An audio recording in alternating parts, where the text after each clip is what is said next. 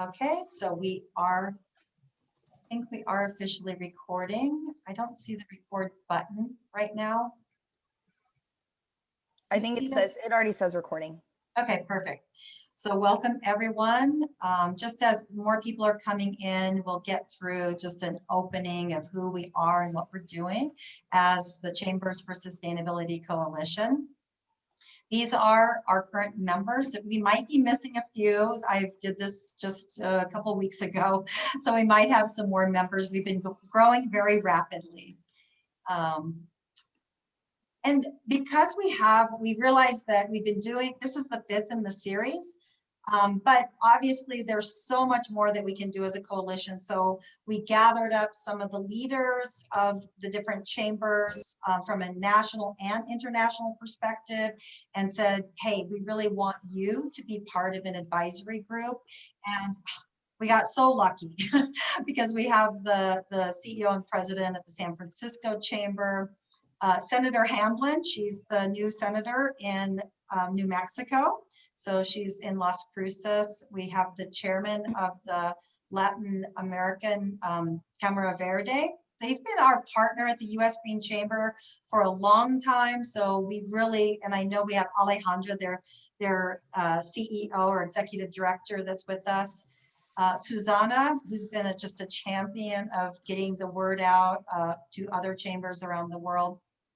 And Chris, I think Chris is with us today. She's an attorney, a financial wizard. She's the executive director of the North Florida Green Chamber. And we could not have any of this possible without our amazing team. Amanda as the manager, and of course we have Haley on the call, and Mandy and Julie, and as well as so many others. So again, they do all of the behind the scenes work. So I think we're getting more people coming in. We're building a coalition, an international as well as national. We thought we were going to start out national, but it just automatically went international from the get-go, I think, because of our great partnership with the Columbia Green Chamber. And the reason that we really felt like we are a chamber of commerce, just like each of you. And chambers have so much power. We've been in existence since 1599. There's 4,000 and just within the US, and I think that number is much higher because those are very established chambers that have full-time staff, full-time office, and at least 13,000 globally. All different kinds of chambers. Most of the ones we have here today are just very traditional chambers, but there's diverse chambers, whether it be Spanish or Hispanic chambers, LGBTQ chambers. So we want to engage all of the above. We came up with a starting mission and vision as the coalition, and the goal is to engage chambers around the world to lead on sustainability, climate action, and green business practices. So we're going to connect, we're going to educate, we're going to inspire, and we're going to act. And it's about everybody coming together. And the vision is to have all businesses go green. So we're going to share resources. I was just on the phone with Chris from the North Florida chapter with their buying program, their buyers club, which I think we can all take advantage of. We're going to learn from each other. We're going to support each other. We're going to guide each other. And, our future is just better because of that. So we're going to bring all the chambers together because together we are stronger. It's not about one of us. It's about all of us coming together. And so we want to bring in new players and new pathways to amplify your message, each of your messages, which is what we're doing today. And I'm just so honored to have each of you. We want each of you to join the coalition and others out there to, reach out to us. And I'm going to hand it over to our faithful Chambers for Sustainability Coalition manager, Amanda. So, and I'll go ahead and stop the screen share. Thank you, Michelle. So we invite each of you to join on building this exciting new coalition. And if you would like to be a part of the first steps and meetings or would just like to know more information, just send me an email to amanda@usgreenchamber.com. I will be putting that in the chat very soon. And we will be having a Q&A at the end of the webinar. So if you have any questions or concerns throughout the event, please contact Mandy Casillas in the chat box. and we will be relaying those audience questions to the panelists at the end of the webinar. I would first and foremost like to thank all of our speakers for joining our call today. Each of them are very accomplished and have largely contributed to the sustainability sector through their chambers in various ways. And if you'd like to see their full biographies, they have been posted onto the Eventbrite for this webinar. Today, we will be having speakers from all around the world. In fact, this is the very first webinar we've ever had where each of the speakers represent a different country. So that is why I was personally very excited for this event. We are happy to welcome the Dublin Chamber of Commerce in Ireland, the International Chamber of Commerce in Brazil, the Swedish American Chamber in San Diego, the Croatian Chamber of Economy, and last but not least, the San Diego Regional Chamber. So our first speaker for today will be Sinéad Healy from the Dublin Chamber of Commerce. Sinéad. Great, thank you very much, Amanda. So firstly, I'm going to talk today about Dublin Chamber's Sustainability Academy. It's a first of its kind initiative in Ireland. And the Academy was launched just under a year ago, actually, and it's a completely new training offering to bring the Dublin business community on a sustainability journey together. We recognised that there was a huge amount of work that needed to be done in the Irish business community for a very rapidly changing regulatory and policy environment. And there was a significant gap in the market for a trusted resource and voice in the area that really understood and spoke the same language as the firms that needed it. So not necessarily coming from a purely educational institution, but from within the business community, speaking their own language. Next slide, please. So for context, just a little bit about Dublin and Dublin Chamber. So Dublin Chamber represents the Greater Dublin area, and we are, of course, the capital city of the Republic. So we are about 40% of the population of the state in the GDA, and the economic activity accounts for 50% of our GDP. So Dublin Chamber is the largest business membership organisation and represents the businesses of the entire GDA. So our businesses include kind of the large multinationals and tech organisations, financial services, all the way to semi-state companies and to SMEs as well. And you know, our SMEs in Ireland, they're the vast majority of our employment comes down to those. So while we do have the big names, we need to cater very much to our SMEs when we're looking at our chamber offering. And of course, on top of that, over the past number of years, the dominant conversation in Irish business has been about what Brexit would do with Ireland and with being Europeans. This has been ongoing for the last number of years, and only over the last year has it been overtaken by a different news item, as I'm sure you can all guess. So the next slide, please. So moving on to Dublin Chamber and our own green agenda. So for a long time prior to the economic crash of a number of years ago, we had a strong green agenda, but that got dropped with the recessionary times. It got dropped both for the chamber and for our businesses, as most people were just trying to stay afloat. And then about kind of 2 and a bit years ago, we really brought it back to the fore when it came on my desk. And we decided that we wanted a full service approach. So with that, we kind of had a tiered approach. And it was going to go from the top down, so from our policy and public affairs and lobbying, and this would inform our thought leadership, so our Sustainable Dublin 2050 event series that was really high level and kind of innovative and looking at the new technology coming on the market, how we could create a sustainable city. And then once these two things were up and running, which they became up and running and very successful after only kind of a year and a half, we looked at the bottom level, and that was the training, the really practical level that we wanted to offer. So going from policy and lobbying to thought leadership to training, and that's why we came with the best practice for a sustainability offering. So we put significant time and resources into it, and when we were coming and looking at the Sustainability Academy, we did do quite a bit of research. So we might go to the next slide, please. So we did some surveying with our members, and we also did focus groups. And what we learned through these was that we needed to bring our members on a journey, and that what we learned was that there was an absence of consensus about what sustainability actually meant to all different businesses.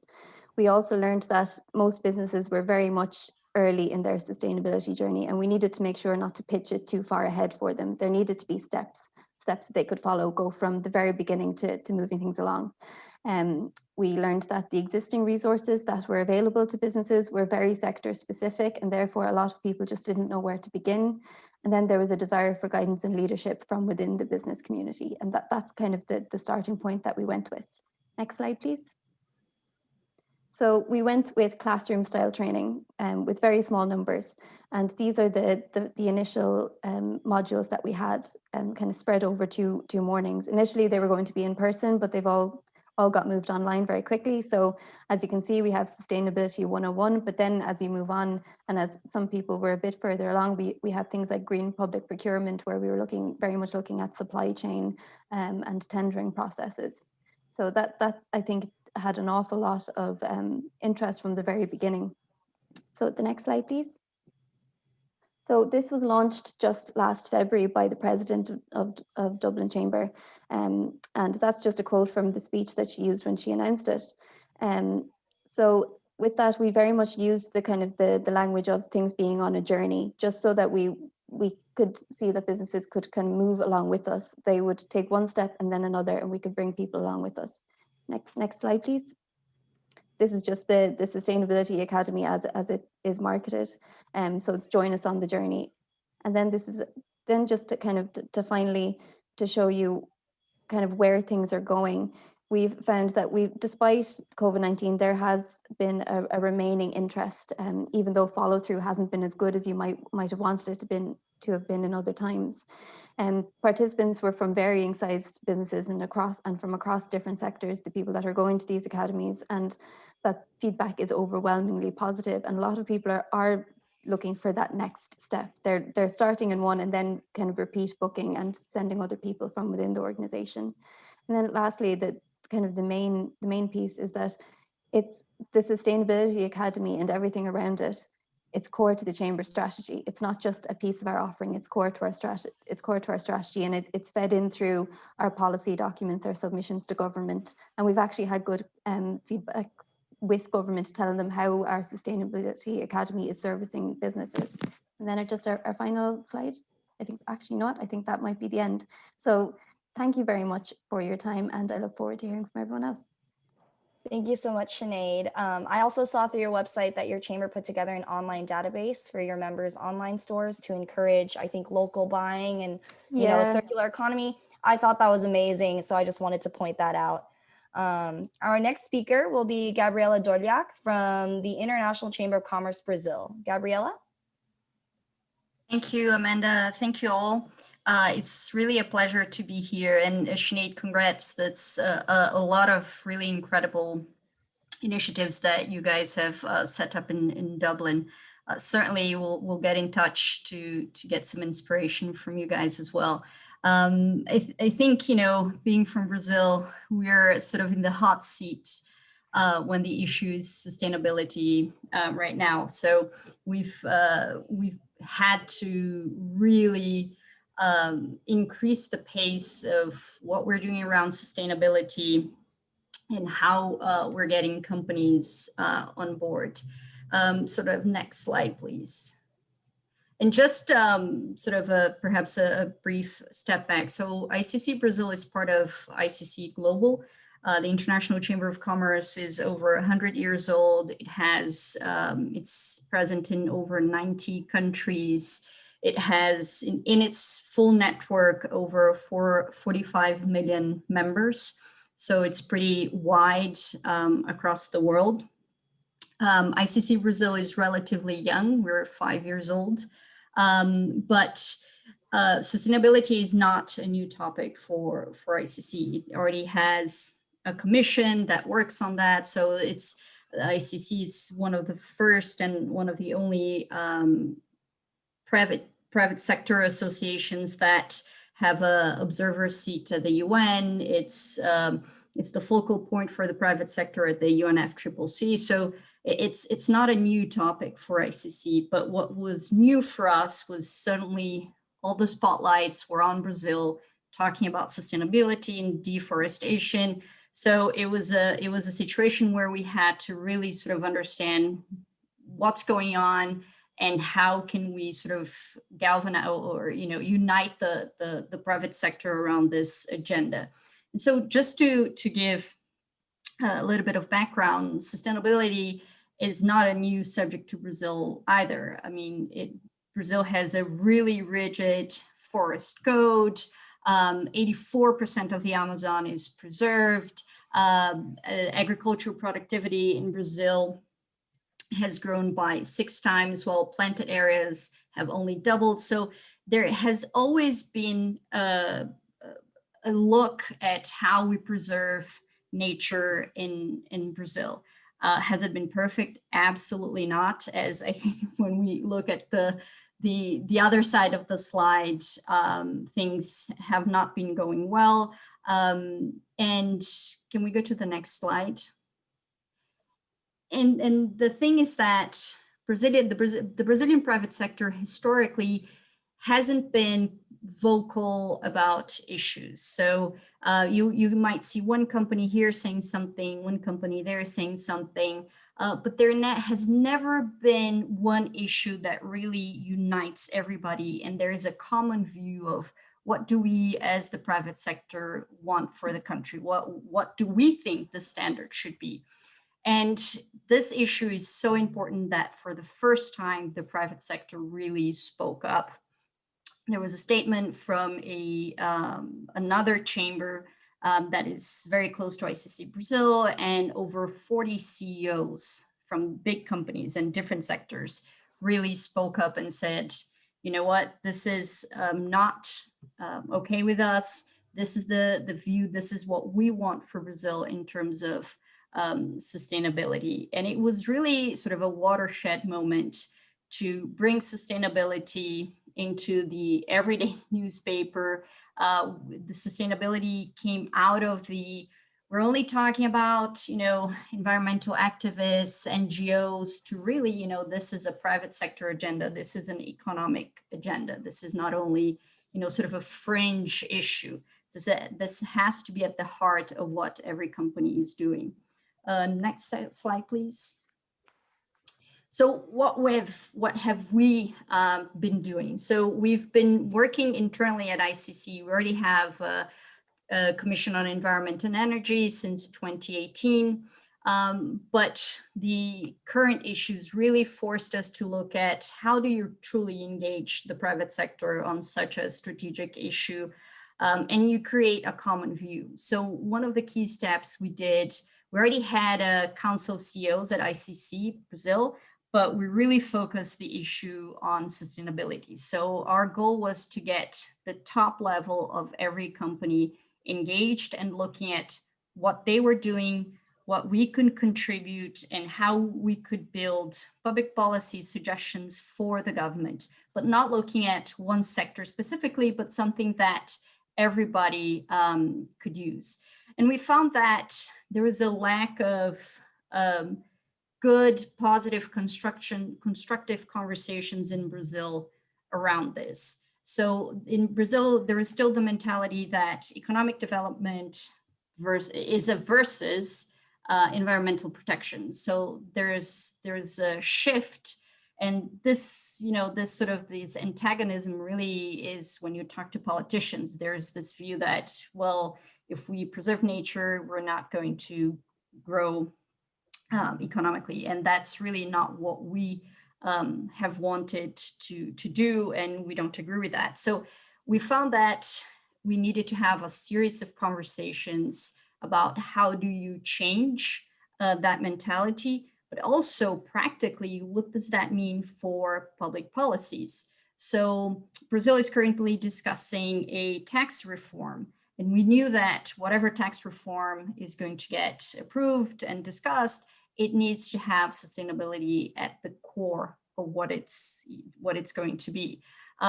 Brazil is, started ahead of the curve talking about carbon markets. The potential here is immense, but we're still behind the curve now.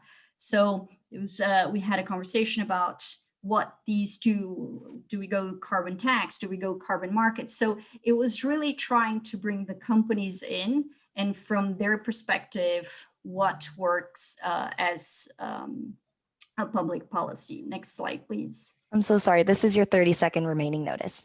Very quickly. And so I think our our real big focus now is, okay, we have the big companies engaged, but how do we make this a clear issue? And I think, Sinead, this is where you guys did a great job of bringing the SMEs in and showing them that sustainability is not expensive. It's not something that is complicated. It's something that does fit in their operations, in their day-to-day. So ICC globally has launched an SME Climate Hub. I invite all of you to look at that. And ICC also has launched globally a Chambers for Climate call to action. So I also invite you all to look at that and join us. Thank you so much.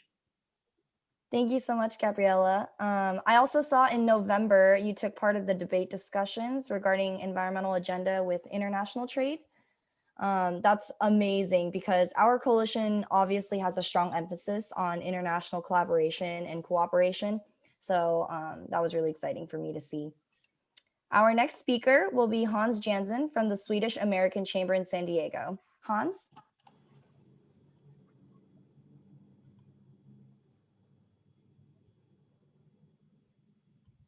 Hans, can you hear us? Oh, yes. Wonderful. Yeah, thank you. And good morning, America, and good afternoon and evening, Europe and Brazil. Swedish American Chamber of Commerce is one of 20 chambers in the US. We are a non-profit volunteer organization, and we have a very large conference every year in November, the Green Connections. Next slide, please. This presentation will be like an appetizer of what you are talking about. Then you can go into our YouTube channel and watch the full presentations.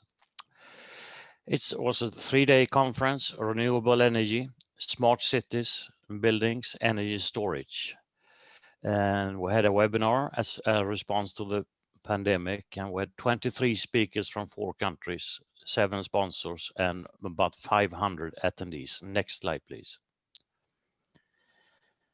That's just me and my colleague there in our little studio in Pacific Beach. Next slide, please. This is the famous duck curve. For you in Europe and Brazil, you probably never heard of this one. But if you look at the picture and you see on the left, and this is San Diego County, there's the megawatt per hour. The top curve is a normal curve, pre-solar, I will call it. So you see the consumption during the day, and the consumption peaks at about 25,000 megawatts about 6 p.m.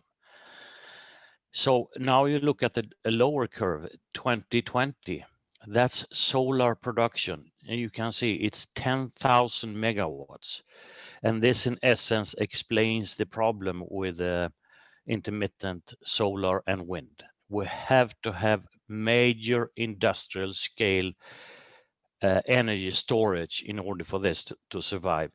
We are shipping out electricity to Arizona, and we pay them to receive electricity during midday. Next slide, please.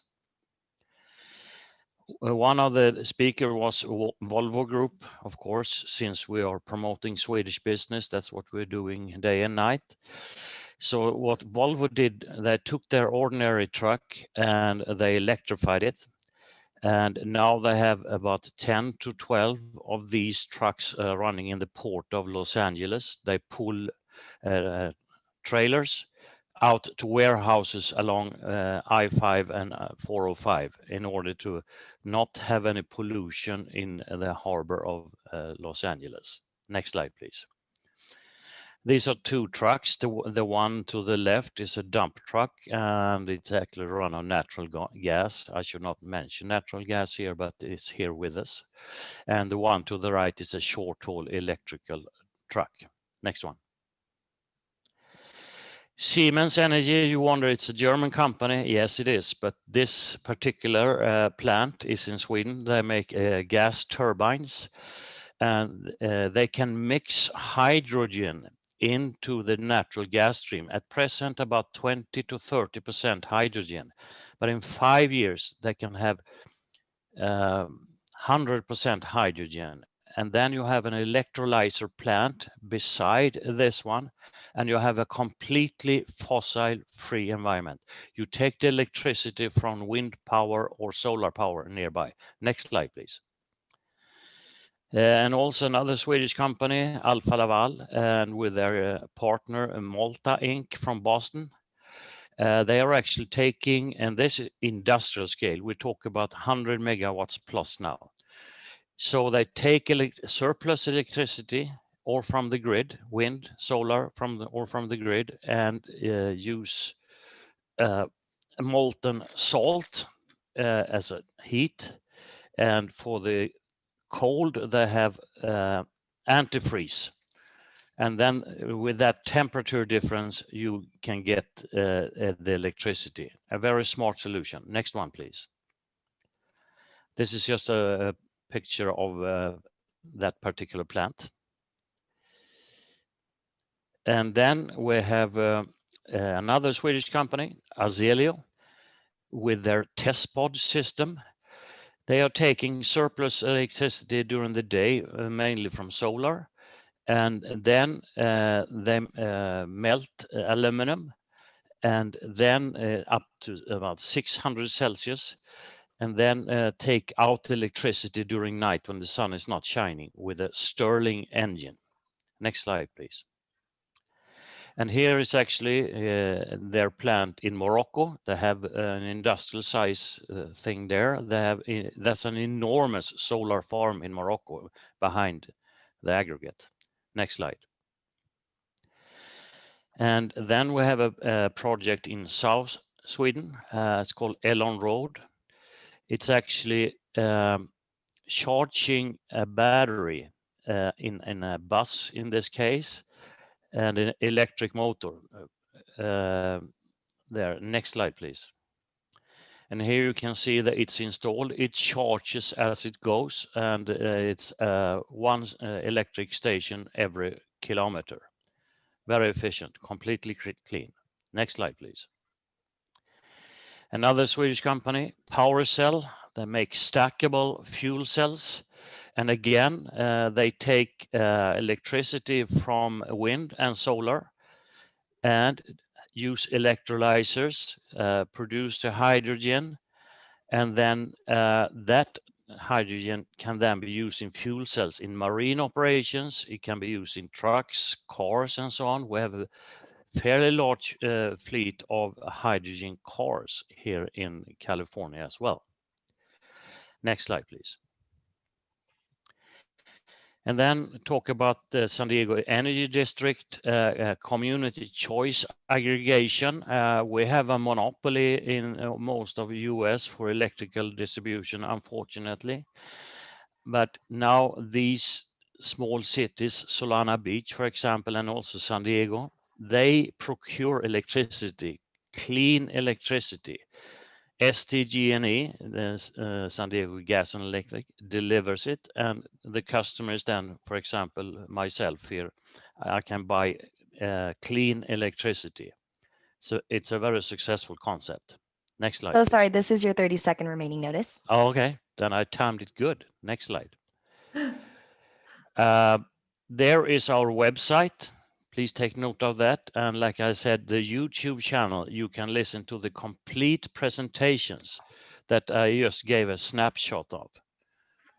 Thank you. And we look forward to see you on Green Connections November 11 this year. November 11, Veterans Day. Thank you so much, Hans. Thank you for teaching me about the duck curve. I had no idea about that, but it was very interesting. So I guess we learn something new every day. Our next speaker will be Eva Soja from the Croatian Chamber of Economy. Eva. Thank you, Amanda. Hi, hello everyone, and thank you for this opportunity to talk at the 5th Chamber for Sustainability webinar. My name is Eva Soja, and I will be talking about a CC project that I've been working on for the last 1 year or so, and that is HKK Solar Accelerator platform. So next slide, please.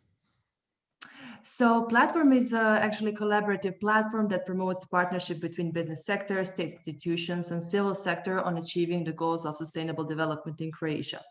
Next slide, please. What is this actually? So we have three principles that stand behind our platform. This is dialogue, sustainability, and partnership. That means that the platform aims to talk about and to strengthen the importance, actually the awareness of importance of sustainability development goals in Croatia, and it wants to gather partners in making economically prosperous, socially responsible society and environmentally sustainable society, but not only business in general as well. A short intro to Croatian. Actually, SDGs mean in Croatian "cor," so this is actually where the name of the platform derives from. Next slide, please. So what do we actually do throughout the platform? We want to promote SDGs and want to speed up SDG understanding among Croatian companies and their business strategies, but not only business sector. We want to establish dialogue and partnership with all sectors. We want to build a sustainable business community throughout education and training and fostering sustainable practices. So behind this platform stands the Affiliation for Corporate Social Responsibility, and I will be talking about it a bit later on. Next slide, please. This is just a historic overview of how the platform was built or evolved. The idea was born in 2018 and the first draft as well. And shortly after that, the first SOR or SDG conference was organized under the name We Sustain Sustainability. And it was a great success because the result of the conference was the contribution to the voluntary national review, which I will be talking a bit later on. Throughout 2020, because of the circumstances, we had to fastly go digital. So we were working on the activation of our new website, and which will be launched within 2 or 3 weeks. So stay tuned. And we're hoping in 2021 to organize second SOR or SDG conference under the name Better Solutions, Better Habits, and Better World. And I will be presenting it a bit later. So please, next slide. So the Affiliation for Corporate Social Responsibility is actually a group of more than 50 companies that are national frontrunners in social responsibility. The activity of the affiliation is actually aimed at raising awareness and promotion of companies that have integrated corporate social responsibility into their daily practice and business strategies. But since 2018, the work of the affiliation is mostly focused on SDG implementation and promotion in Croatia. On the left side, you can see our president and vice president of the affiliation. And I want to point out that all of these companies that are in the affiliation, their work is completely voluntary, and this is just a goodwill to raise the awareness about sustainability in Croatia. Next slide, please. So talking about our first principle, the dialogue, I wanted to point out a few activities which we had throughout last year. We had workshops on remote working because we recognize that our companies are in need of some sort of tricks and tips on how to do remote working, because it was something new all of a sudden. And throughout workshops, the result of this discussion was that the two-way communication is needed and they would need more mentorship. Also, we will have more workshops throughout 2021 on remote working and teleworking, more on a legislative framework of teleworking and how does this affect remote project management and so on. But also, how does this uprising trend of remote working is affecting sustainable development goals, not goals, but sustainable development practices and in their implementation among Croatian business sector. We will also have some workshops on non-financial reporting, which we also recognized as very important for our companies, especially large companies, but we're hoping that this will be also obligatory for small and medium companies soon. And also I wanted to point out an interview with French students that reached out to us and wanted to ask us a bit more about what does CCE do about SDGs, and we concluded that education is needed for all. We want to learn from younger generations as well, and also younger generations can learn about a bit more from us, because let's agree, CCE and just chambers in general are very let's say, old institutions. Next slide, please. So sustainability, as I said, this is our core work. We want to promote SDGs, and we do this on a monthly basis. We do this by showing good practices and good practice examples from our social responsible companies and companies in general. And here below you can find a link for some sort of a guidance or a guide for business leadership in implementation and fulfillment of SDGs in Croatia. Next slide, please. Yes, I wanted to talk a bit more about the partnership and our conference, which was a big success because we managed to shape ideas and recommendations for a national action plan and SDG implementation. And this was the preparation for voluntary national review. Next slide, please. Voluntary National Review was presented in July 2019 under a high political forum in New York. And out of 16 good practices that we collected, 12 of those entered into case studies of Croatian companies achieving sustainable development goals. So this was a great success for us. Next slide, please. Yes, here I just wanted to highlight hopefully our second sort of conference or SDG conference, which will be held, let's hope, in September 2021, where we will gather key players in implementation of SDGs and hopefully have a great discussion about what is needed to be done in order to implement all the practices of SDGs. Thank you very much. This is my last slide. Thank you so much, Eva. Also for getting all that in such a short time. Thank you so much. I love the accelerator program. It seems amazing. Particularly your motto really stuck out to me, which was, I believe, dialogue, sustainability, and partnership. Exactly. Yeah, that's a lot of the same values as the coalition, obviously. So that really stuck out to me. And our final speaker for today will be Dike Anyiwo from the SD San Diego Regional Chamber in California. DK?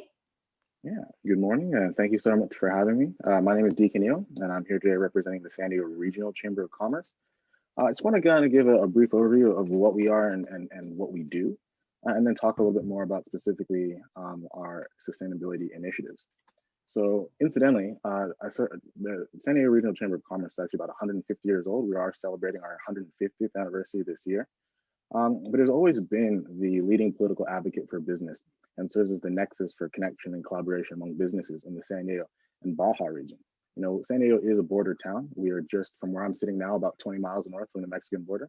And a lot of the businesses that are our members exist both sides of the border, both here in California and in the Tijuana, Baja California area. So incidentally, the San Diego Chamber is actually the largest on the West Coast. We have over 2,500 different member companies representing nearly 300,000 jobs. And so those companies obviously range all across the way from, you know, Sempra and Siemens, which are some of these large international type engineering firms, to energy companies, MTS, which are Metropolitan Transit System, you know, all of our public transit services here in the area, but then also, you know, small businesses, mom and pop stores, you know, video and digital marketing type companies. All of those types of firms come and they see value in what we do because we ultimately serve as a clearinghouse for all these different types of entities to come together to share their challenges, to share their successes, to ally and come and find sort of common ground, and then to go forward. So briefly, over our 150 years, I just wanted to highlight a couple key points in our timeline. In 1918, we raised $280,000, which in those days were quite a bit more than it sounds like even now, to build what is now called the Naval Training Center. And so San Diego has a long and storied history with the military. It is actually one of the largest single military bases in the United States. And specifically when it pertains to the Navy, which is the waterbound area, we are the largest naval base on the West Coast. In 1962, the Chamber also raised funds to transform Balboa Park into a 1,400-acre destination. You know, incidentally, everyone knows about New York Central Park, but San Diego's Balboa Park is actually larger than Central Park in New York. One of the other big things that we're very proud of is in 1983, we spearheaded all the fundraising for the San Diego Convention Center, which has proven to be a real economic generator for this region.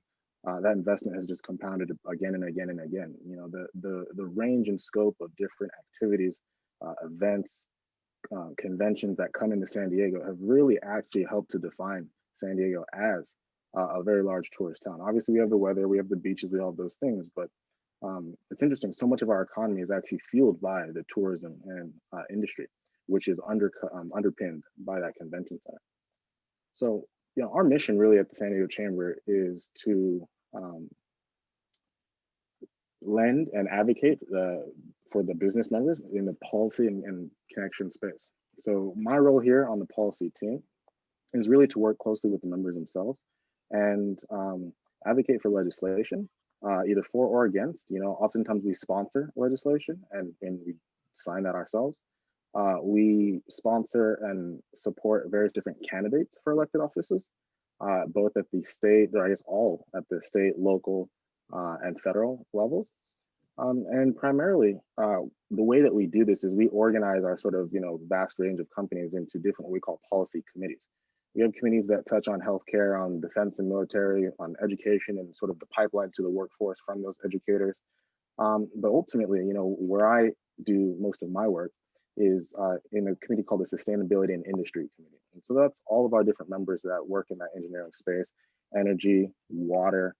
We have another policy committee that's somewhat adjacent to, it's not the one that I staff, but it's called Transportation and Land Development.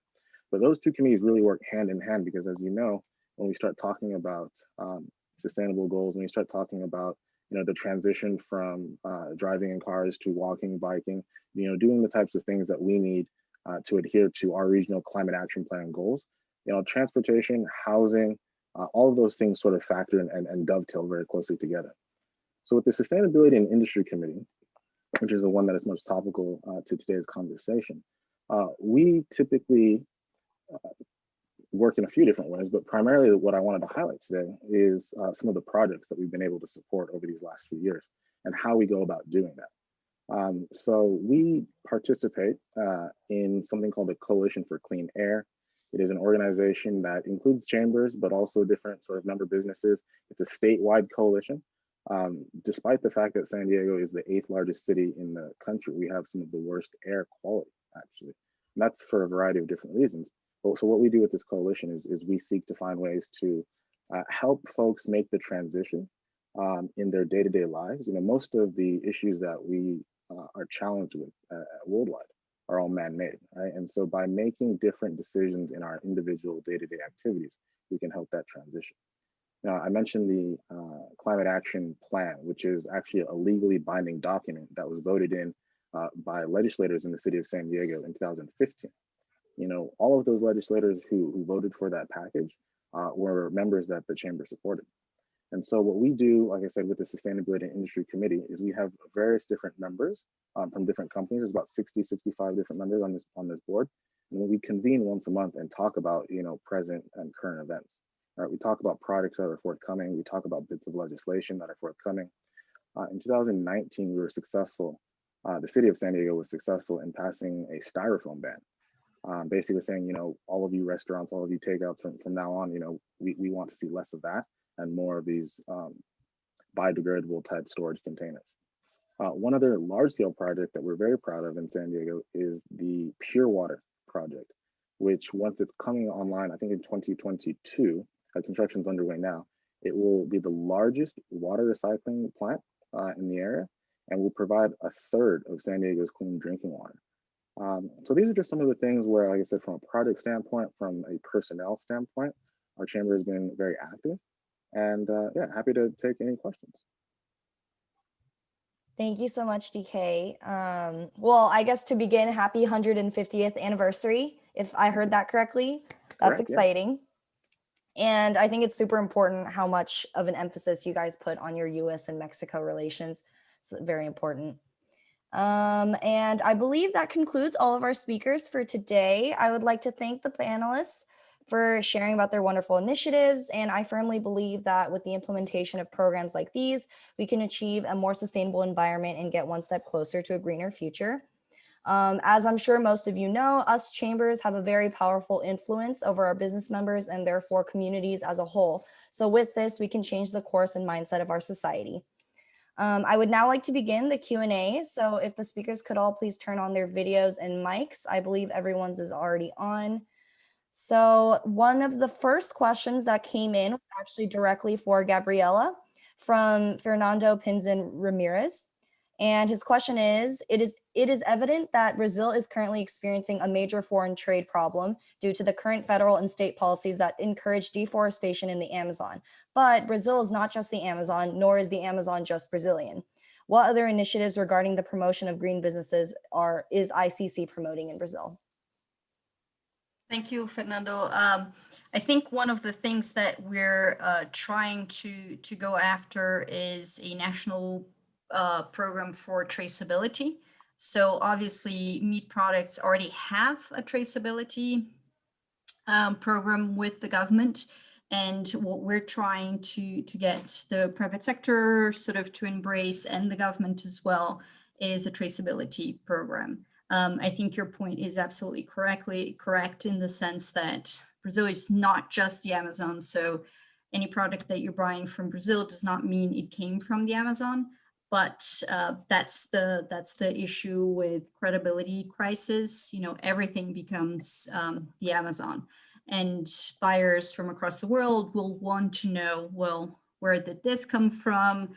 Sort of what was the sourcing? And I think that's one of the things that it would be important for Brazil to be able to show safely and credibly where that product comes from. And the other thing that we're trying to do is really take a little bit more of Brazil's experience outside of Brazil. The Brazilian private sector historically has been very inwards looking.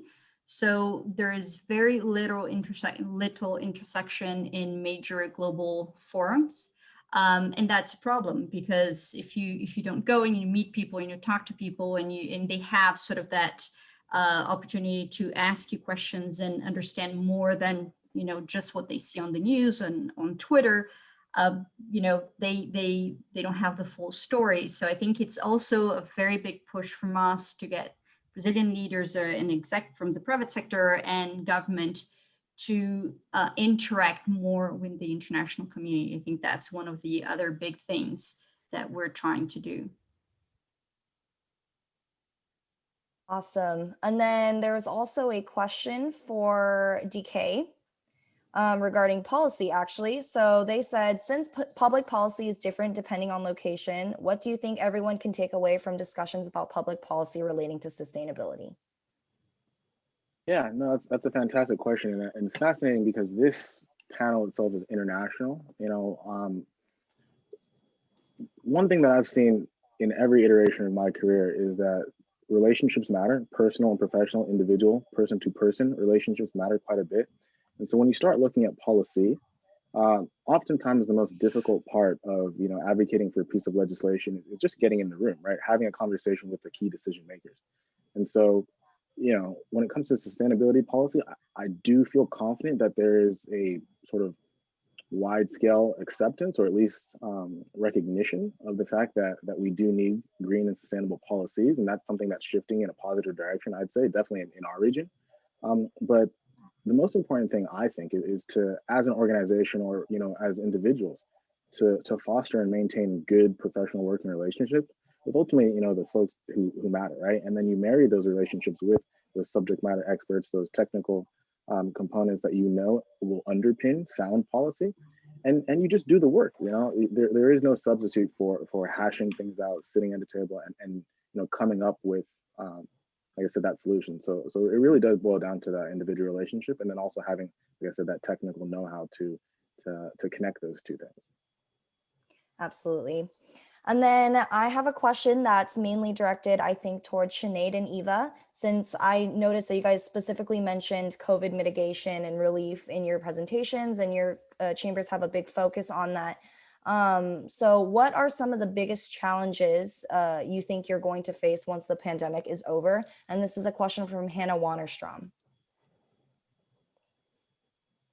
I suppose I'll start off. Well, one aspect of it is, as businesses are recovering post-pandemic, it's going to take quite a while. It's not going to be like flipping a switch. And while it may be easier than other recessions we felt in the past, just because as soon as you get rid of that obstacle, things will be much easier compared to a financial breakdown. And there is going to be a slow return back. And with that, sustainability and the green agenda falls further down the list of priorities for a business. However, what I will say is what we have found, which is different this time around to previously, is that it hasn't fallen off the agenda in quite the same way. And similarly, businesses have recognized that they need to be resilient, and part of that is being resilient when it comes to climate. So climate mitigation is part of that resilience. So I think that's going to play into things. Yeah, I agree with Sinéad. I hope I pronounced it correct. Yeah, well, I'm looking at it from Croatian kind of perspective, because we are Balkan in a certain way, and our companies are still quite robust. Firstly, we don't have a large industry, and then a lot of our large companies are kind of old-fashioned. So I think now I think it was a hit in the face right now, because now they had to kind of shift to all, let's say, modern ways of working now. And I think after the pandemic, I also think that they will have to adapt also right now, but also they will have to adapt later on to easier way of communication, trying to give the best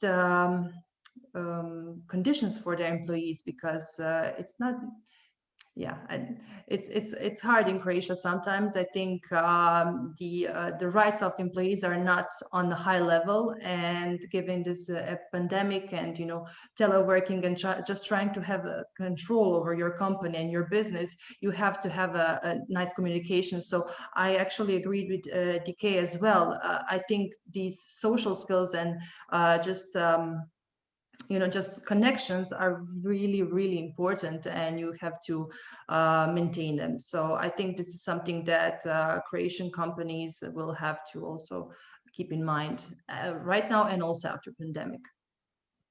Thank you. And we only have time for one last question. So Hans, since you're from a binational chamber, I thought this would be a great question for you. But how do you promote your values and missions in your marketing channels, despite having a binational chamber? Well, we have seen, we had over 500 attendees at Green Connections, and we use primarily LinkedIn as a promotional tool. We also have Facebook and Instagram, but it's very hard to reach out today, because there is so much, what should I say, noise in the information channels, that you have to have a really clear message. So that's the takeaway from that you have to market it a lot in order to reach through. Wow, that's a lot of attendees. Congratulations. Yeah, we had like 40 attendees here, and you have promoted it a lot. Yeah. I believe that's all of our questions, so that should conclude our Q&A. So I'd now like to hand it over to Michelle, who will give us an introduction briefing of the coalition. Really just announcements I want to make, and I gave an overview at the very beginning, so for those of you who weren't with us, the coalition is growing quite rapidly. And so it's very exciting to see. We're going to have another one of these series in February, late February at some point. So that will be the 6th of the series. We just had our first overall coalition meeting where we brought all of the different chambers together. And even though it was within a 2-week notice, we actually ended up with almost every single chamber on that list participating. And I think there's a lot of interest. They're very excited about what we're doing collectively. It's a team effort. I want to say that if you're interested in joining the coalition, or if you're interested in speaking, or other people who would be very good, I just want to give a huge thank you to all of our speakers today. I mean, this was absolutely fantastic. There was so much really, really important information and such diversity within the programs that you're implementing. Even though we're all chambers across the board, there's such unique programs that you are rolling out. And there's so much for us to learn from each other. And that's what the programs really tie into with what we're doing. But we're also going to start a small to mid-size or SME program coming up. So I know that the ICC with Gabriella, one of your team members, has already reached out to us about SMEs. So it'll be exciting to see what we can do. But keep in mind that who are the members that you may have that could be really, really phenomenal for speaking at an upcoming event, because we want to be able to highlight them. And also, we want to understand what topics of interest are most imperative to you and what you're doing as a chamber, but also what is critical for your members. We want this to be a benefit to you as a chamber, but also really, really important for membership retention. We know that. And it was, Eva, you had mentioned something about like, oh, all of our members are older. And so, yeah, that is the case a lot with chambers, even in the United States. And I think that as we build chambers that have more sustainability and green practices, we're attracting the younger business entrepreneurs. And I think that's where we can transition as chambers. So I just want to say thank you again. I want to say thank you to our team as well. This would not be possible without each of you. Amanda, great job as always moderating, and Haley and Julie is with us today, and Mandy for taking the questions. And thank you to all the chambers. Susanna, I know you sent a lot of people over, all of our existing coalition chambers that reached out. So I just want to say thank you again for joining us. Please join the coalition, and we look forward to talking with you each again. So thank you.